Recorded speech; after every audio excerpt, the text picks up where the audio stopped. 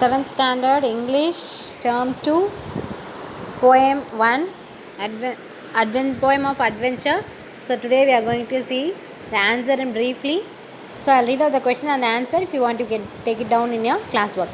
First question, what is adventure? Answer, an adventure is an unusual, exciting and daring deed. Second question, okay, again I'll read the question. What is adventure? An adventure is an unusual, exciting and daring deed. Second one, describe the appearance of a knight. Answer, a knight is bold and daring. He rides on a horse with a sword or spear in armors seeking romance. Describe the appearance of a knight. A knight is bold, daring. He rides on a horse with a sword or spear in armor seeking romance. Third question, what are the characteristics of an adventure? Adventure hide deep inside the mountains. They have an excellent ending. They are all forms and shapes. What are the characteristics of an adventure? Adventure hide deep inside the mountains. They have an excellent ending. They are all forms and shapes. Next one we'll see the think and answer.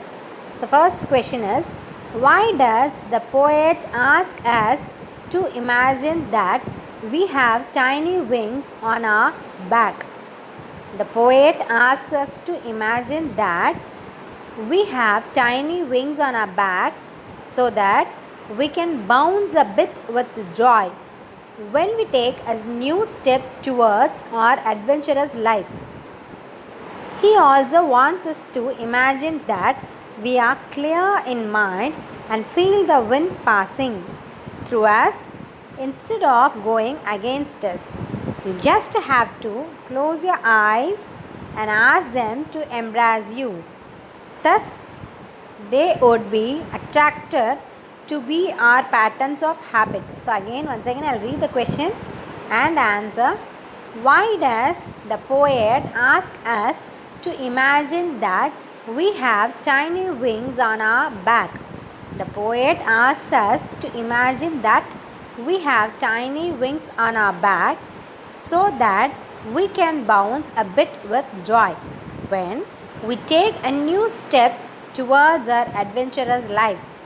He also wants us to imagine that we are clear in mind and feel the wind passing through us instead of going against us. You just have to close your eyes and ask them to embrace you. Thus, they would be attracted to be our patterns of habits. So, we'll go for the second question. Why should we fight for righteous cause? Long ago, during the age of chivalry, knights used to fight for righteous cause. They gained a considerable applause for their chivalrous acts. Likewise, we should also fight for a noble cause so that we could get applause from the people of our country. If you fight for your country, people will have good impressions about you in their minds. They will hold you in high esteem. So again I'll read out the second question. Why should we fight for righteous cause?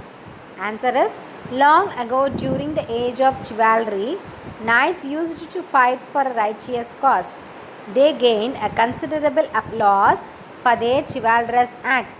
Likewise, we should also fight for a noble cause so that we could get a good applause from the people of our country. If you fight for your country, people will have good impression about you in their minds. They will hold you in good esteem. Thank you.